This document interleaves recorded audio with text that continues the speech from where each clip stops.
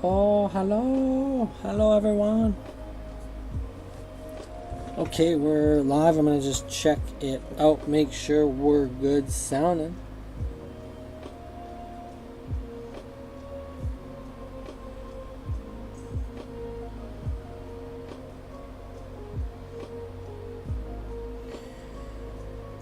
Chickadee check this. Let's chickadee check. Chickadee check this. Let's chickadee check. Sounds okay.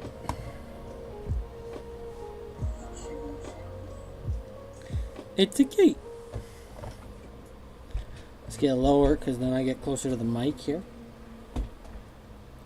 And it's fine. It's okay to be lower with you guys.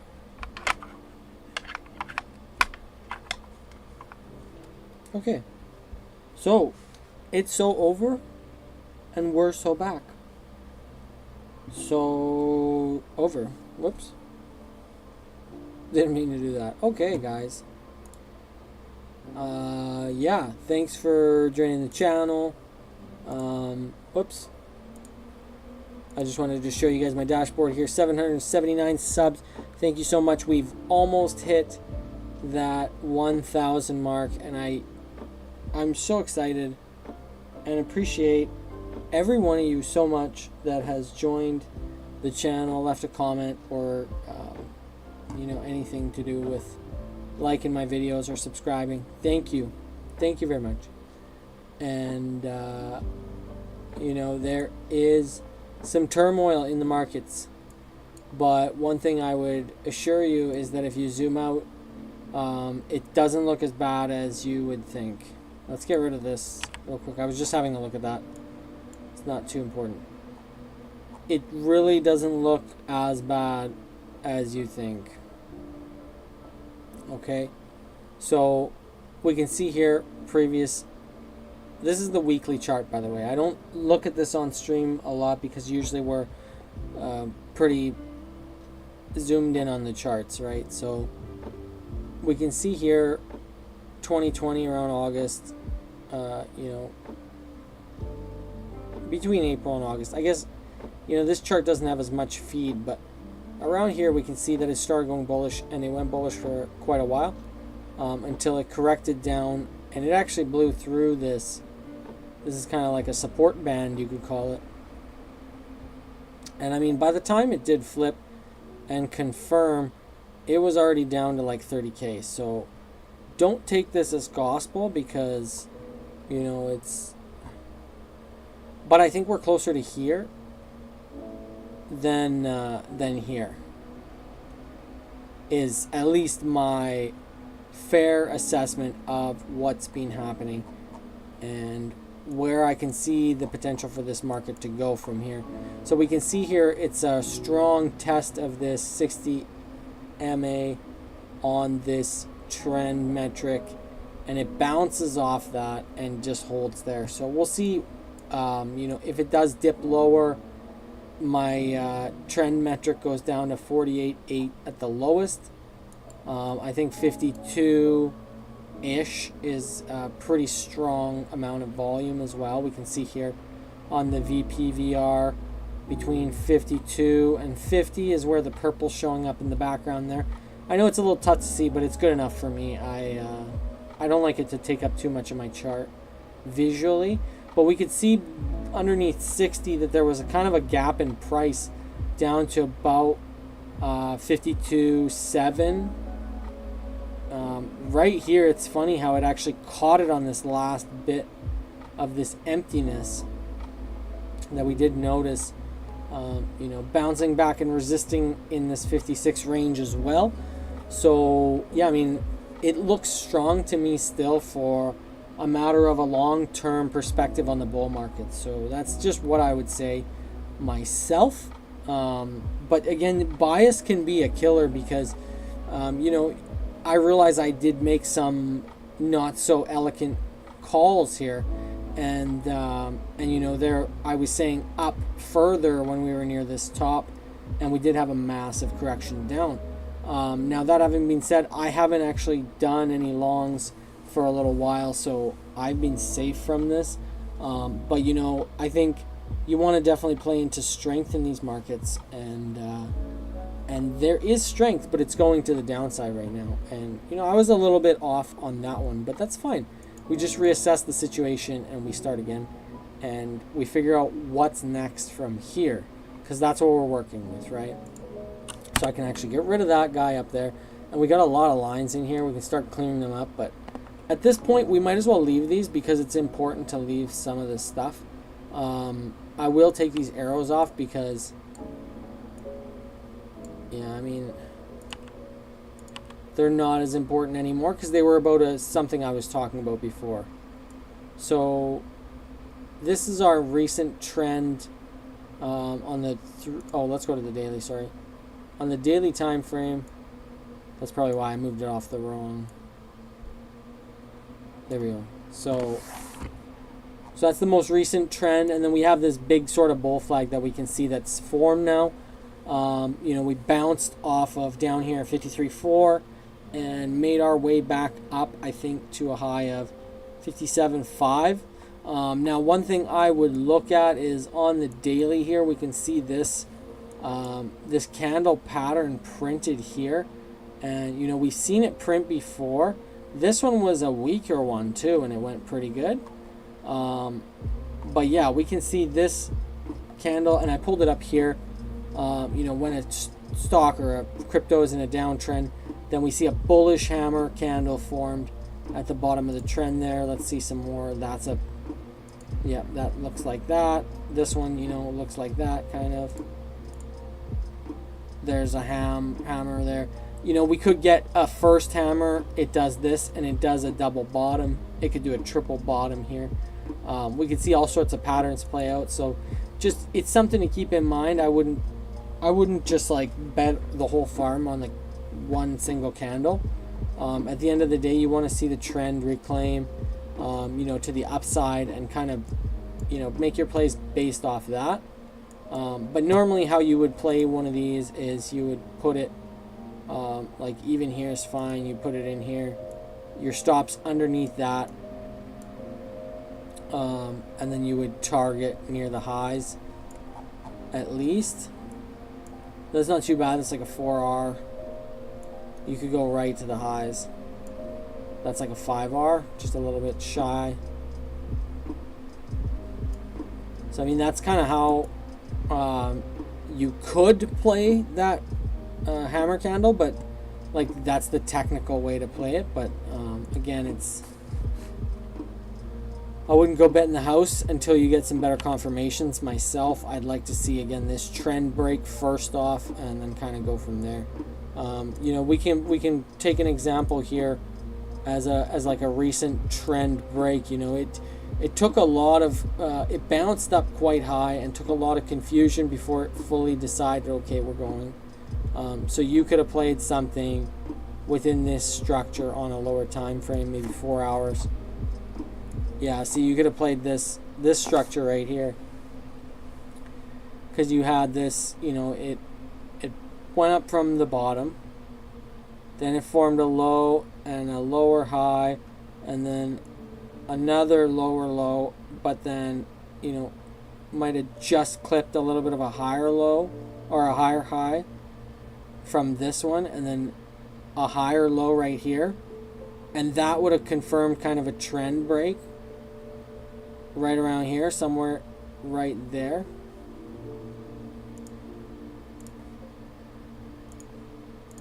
So right around here, you could have got a confirmation of trend break, scope down to like, you know, the 20-minute, and you might have found a way to enter that.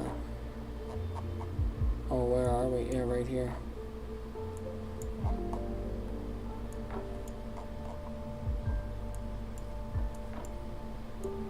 Yeah, see right there, as it broke this, and then it came down and retested.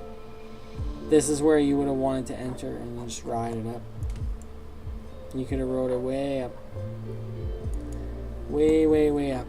Anyways, scoping back out to the daily. You know, I think This is a good second retest of these lows. We could again push down to the 52 range. Could it go lower than that? Sure, yeah, I think it could. We don't really want to see it go lower than that, though, personally. I don't think we want to see it go lower than that.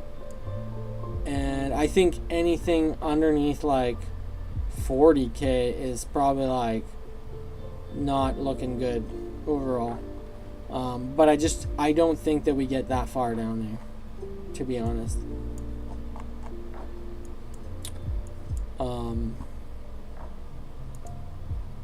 Yeah, I mean, this thing is, we can see just in this last 20-minute candle, like, the bulls are starting to step in, and we've seen that kind of right from the bottom here. Big push down, and then, you know, just a little bit of sideways here, accumulated sideways for a couple hours, and it's just been starting to really try to bull push up and recover a lot of this loss that was created here. So, I mean, we saw this type of big push here. I think the same sort of percentage almost. 12%, you know, from here to here. A little bit more, so 16%. But then recovered, you know, 16% of that 12. You know, you'd look for something like above here, probably 20% from the bottoms. That's pretty good even from here. I think your risk reward is pretty good. 12%. And you could zoom in, maybe do like a 1 hour. And yeah, you might want to just keep it right around there for stop loss.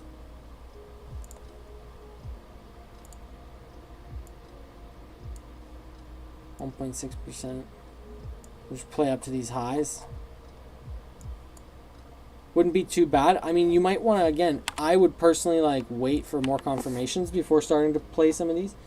But yeah, anyways, that's BTC. Let's look at USD T.D, because I was talking about this one and I was saying this is the danger zone. We don't want to see it go above there. And we did see it crank above there really hard. And it filled the target and some. It really bounced up there. But I think we had some, maybe it's on my other charts that I have this lined out. But we can see this trend here.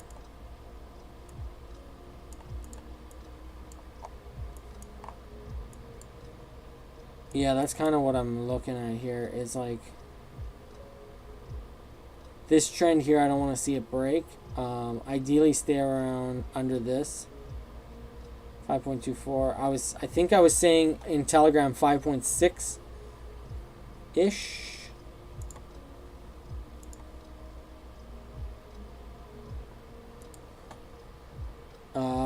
Ideal to stay underneath that. That's kind of where this first bounced off. Yeah, that's the one I was looking at, because it's got this confluence. Bounced off there. Bounced off here. So yeah, we ideally stay under that. And then we could continue seeing, you know, strength in the rest of crypto. BTC dominance, it looks like it's breaking down. So it looks like it's choosing the downward path here. Downward dog. Nothing in the chat. Nothing in the chat. Okay.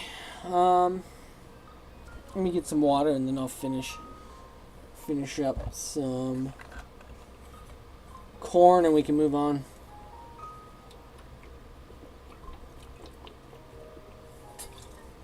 Because I just want to look at a couple of these macro things as well. Considering it's Friday and the market's closed and all that. I figured we look at what's happening here. Because I do want to say that I think there's a catch-up play that's going to happen with crypto. I think right now, if we look at that, and we're going to add BTC. And we can see what's happening here, right?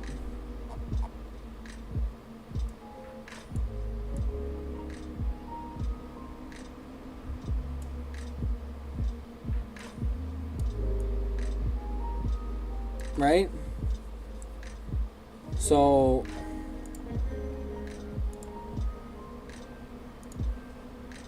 that's not correct.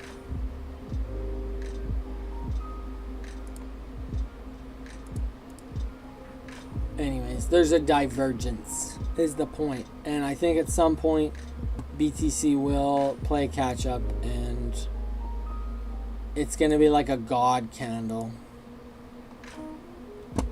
And that's it. That's all I got to say really about that. That's the SPX. All-time high after all-time high after all-time high. So, I mean, I know people are bearish on stuff. They think they could turn around and all that stuff. But, like, I'm sure people were bearish this whole way up. There's certain people that were bearish this whole way up. Right? Look at what happened here when we cross over this. Cross over that.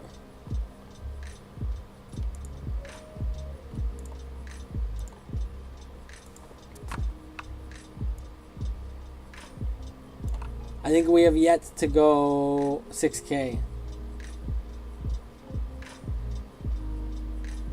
This is like, in this period here, people were saying like, yeah, it's due for a correction. It's due for a correction. I'm sure here they were like, oh yeah, it confirmed it's over. So, I mean, just keep an open mind about the bullishness in the market. Like, that's tech. 3 green, 1% days. That's, I mean, it's looking good. NASDAQ looking good. Did I have a different? Yeah, look at this. So it continues on up the trend. Once it breaks through this channel, it's going to shoot up. Again, I think up to the 6,000 before it does move down a bit and make a bit of a correction. So the VIX is staying down, which is, I mean, it's the lowest it's been in a long time. Really not volatile. So, I mean, that is good in a way because it's not just catastrophic. The dollar index, this is good. This is the rejection, right? We had our not looking good, kind of like hazy. You only get 5 seconds, right? It's like a yellow light when you're driving. You only get 5 seconds. And then under the green looks good. So we actually closed the week under the green, which is looking good. It doesn't look good that Bitcoin's going down with it, but we got the weekend. Look at this Apple. Look at Apple. And I marked it out for you guys. It's, I don't know, like, things are looking okay. People are pretty bearish, but things are looking okay. Nvidia is in a correction like Apple was. So Nvidia is doing this right now. But, like, just don't worry. It's going to go back up. It's just doing this. Let's do that a little better. That's what it's doing.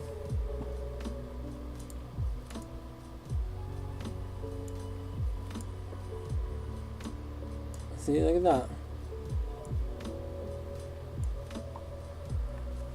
Right? Let's leave that on there. That's a good place.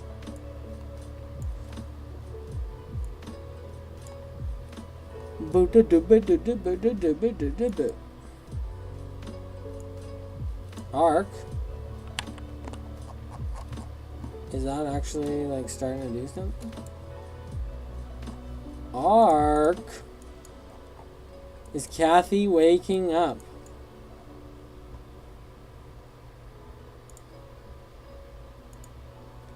I mean, wake me up when September ends. Yeah. Maybe wake me up when September ends on this one. September ends. September ends.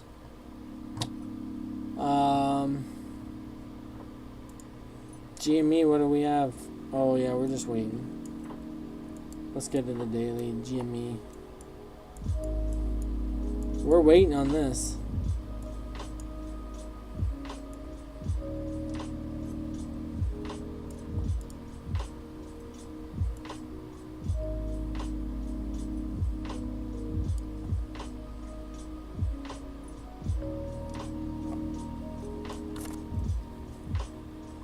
That's a crazy chart though, really.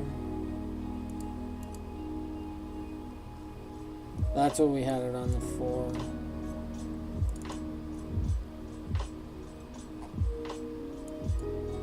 I mean, it could potentially be under that. It could potentially be under that.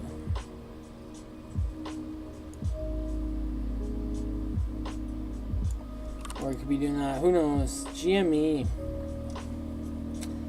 One tweet from that MF and you got cat ears. Anyways, let's go over to ETH and check out ETH BTC. It's underneath our trend. I don't like it. Although I was saying that ETH looks better than BTC. If you look at it on a structure for the recent time frame, right? Like it actually looks. That looks actually the same. It's bouncing at the same place as BTC. I'm curious to see. Is Sol's higher? What about BNB? BNB's higher. So both of those are a little bit stronger. But yeah, let's check this out. So we were talking about moving up from there, but again, we had this massive dump. I think those are still targets, but we'll see from here. Oh, what do we do? Got rid of the VPVR. Whoops. Okay, so we're dingle dangling around this blue line, 3,000. And then bounced basically just above the 2,800. We didn't reach under 2,800, which is good. It's still essentially a higher low. And at this point, it hasn't broken this structure, whereas we see with BTC, it did make a lower low here.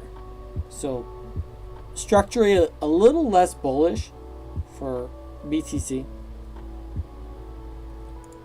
But yeah, ETH looking a little bit better. I think if we reclaim this, 3,100-ish, it could start moving up significantly. I think it is holding this 3,000 though. It's going to hold this pretty strong psychological sort of support. Hopefully it doesn't form into resistance, because that's when, we could see some more significant downside for Ethereum. But I don't think, again, we go down that far. Maybe like 2,500 max would be a nice place to really bid hard, but I just don't see that breaking too much lower when ETH actually has ETF right around the corner. And I don't know, people seem bullish and bearish for weird reasons all the time.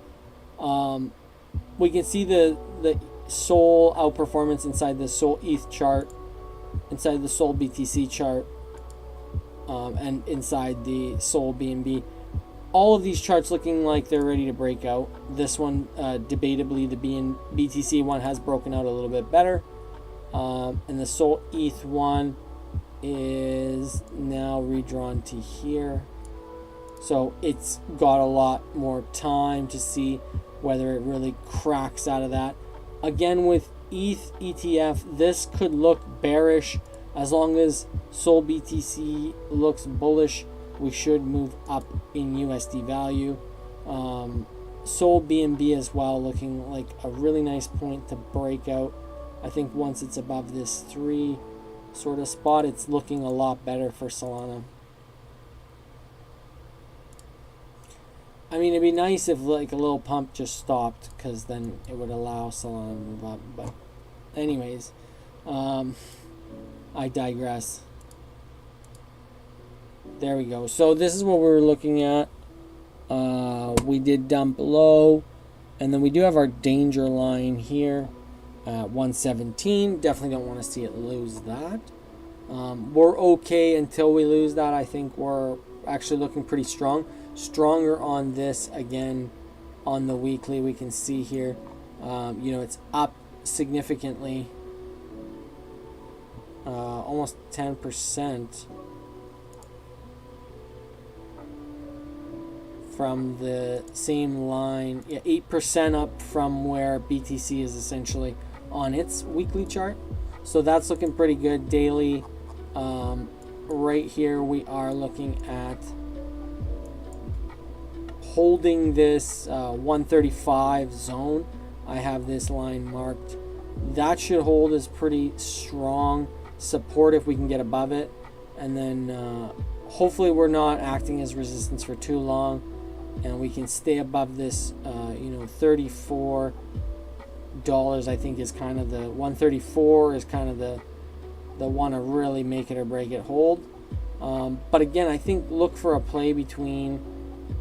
You'll see it move up between 144 and 138 kind of for an entry around there.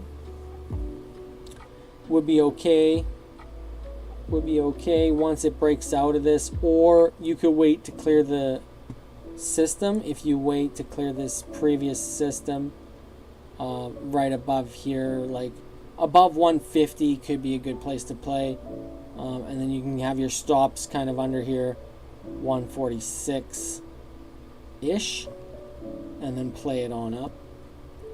But yeah, safest play would be kind of wait until it clears that system and moves up above this, and then clears this system. You know, 190 would be the safest, but at that point I think we'd be so bullish. It would be tough for, you know, some people have a hard time buying when the price is moving that fast. Anyways, we're kind of wrap this up here pretty soon. You know, I am bullish, but we could see further downside, and we can see that in things like total here. So we went down to there. Yeah, we didn't retest that, so I mean it could move down further to here, 1.8 trillion, and then danger line for total I think is this 1.454. If it loses that, it's not going to be so nice. But again, this is going to look similar to BTC. It's going to look similar to BTC.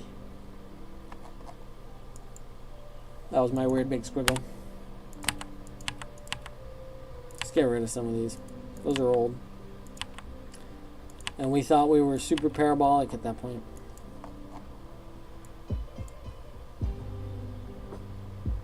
So yeah, as you can see, like Bitcoin, this is looking a little less strong than the altcoins that I was showing you there.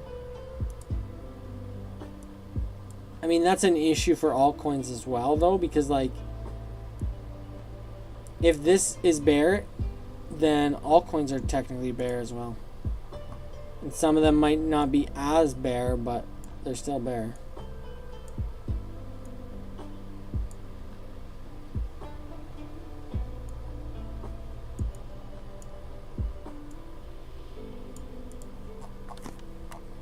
So yeah, total 2.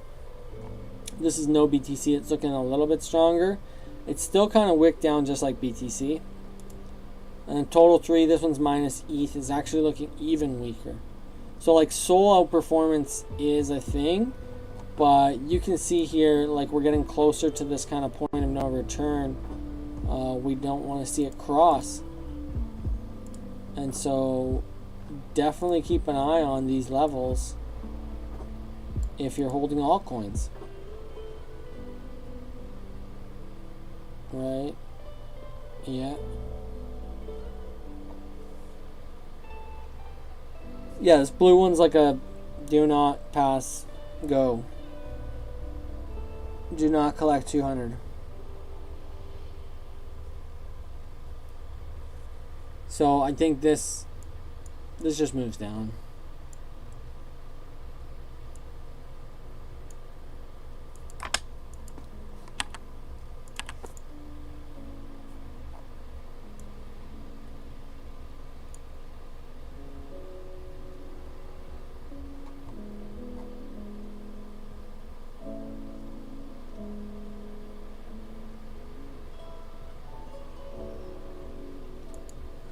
What was crazy is I was looking at Rollbit and it was moving.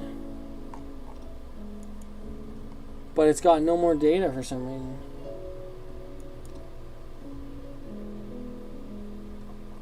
That's probably why.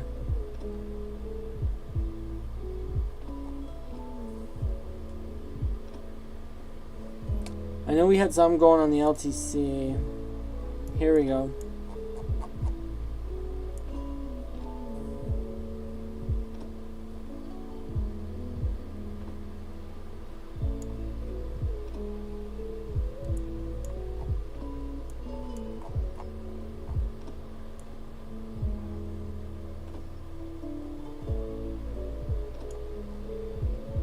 I think that doesn't look so good staying under that.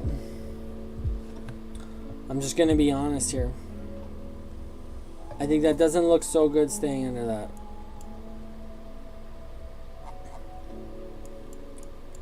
Let's see where our volume is though.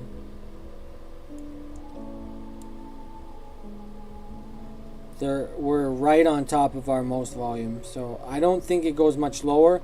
Ideally what we see from this is that it's like a deviation and it just makes its way back up.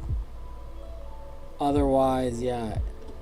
If Litecoin goes down, then we're going to see a lot of risk off type appetite across the board. WIF is actually pretty strong. Look at that. I made that marker. It went way lower, but that's a double bottom. WIF is one to keep your eye on. I think memes, I was saying, that's probably why Solana is a little stronger, is because memes are like a little stronger. Some of them. Myro not looking as hot. Under 100 mil.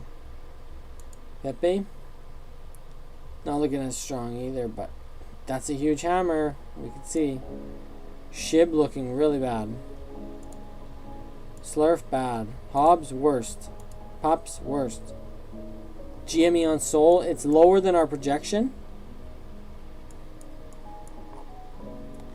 And it lost this trend line. But we're still green. What about the weekly? Oh, I don't think we even have data for the weekly for this one. Yeah, we don't even have a 3-day for this. It's too new. So, I mean, we're still trending. I think we're a little oversold on this. Nice hammer. Turbo. Much lower.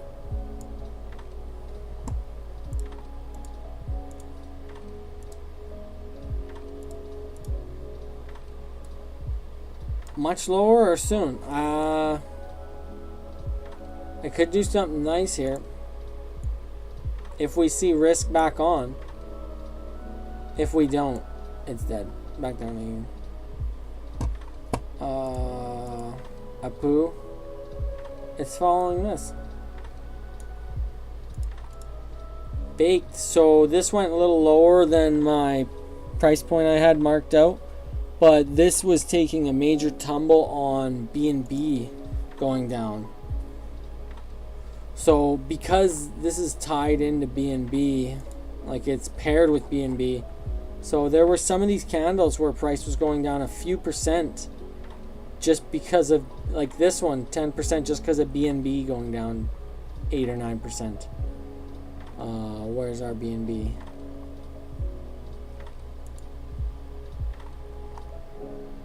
So yeah, like BNB,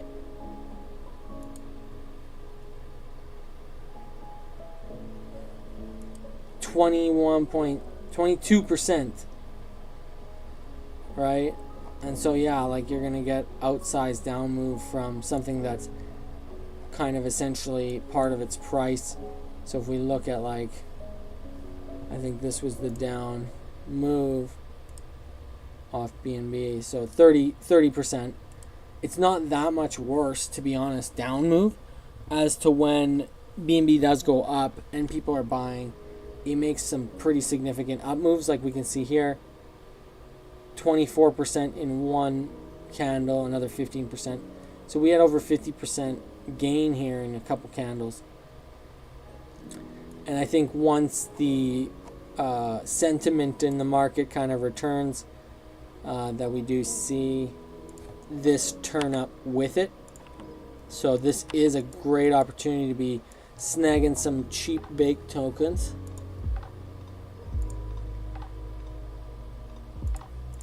And I mean, if we look at this on a larger scale here, we can see we're breaking out. So we want to see it recover this 1 cent mark and then kind of go up from there. And then recover this area. So ideal situation would be something like that. Then it would actually look like inverted head and shoulders. Right, it might take a little bit more time to play out. Let's see if we can do this a little bit better.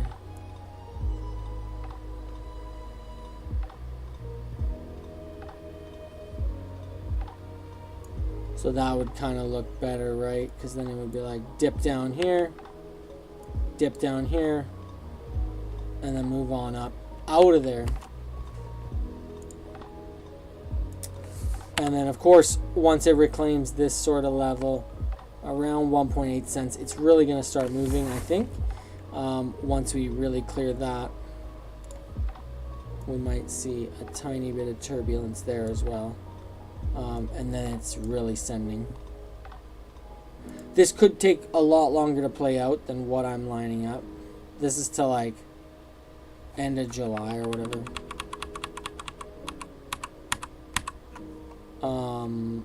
We'll get rid of that, and then yeah, you can always just rewind the video and take a screenshot if you need it. But yeah, that's baked for you guys.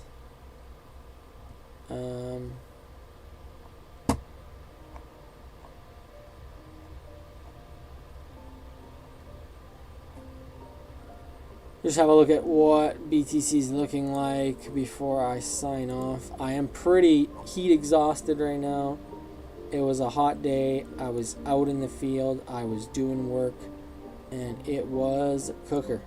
So I'm actually going to sign off pretty quick here. And, you know, I do wish everybody that had a good Canada Day and 4th of July, you know, happy one to you guys. I hope you enjoyed that, and I hope you enjoy your weekend this weekend. This is Friday, July 5th here, and yeah, this was Andy's Crypto Talk. Is it we're so back, or is it that it's over? I mean, we'll let the charts decide, and again, we're bullish above 60 and bearish below 52, so keep an eye on them charts, and we'll see you in the next one.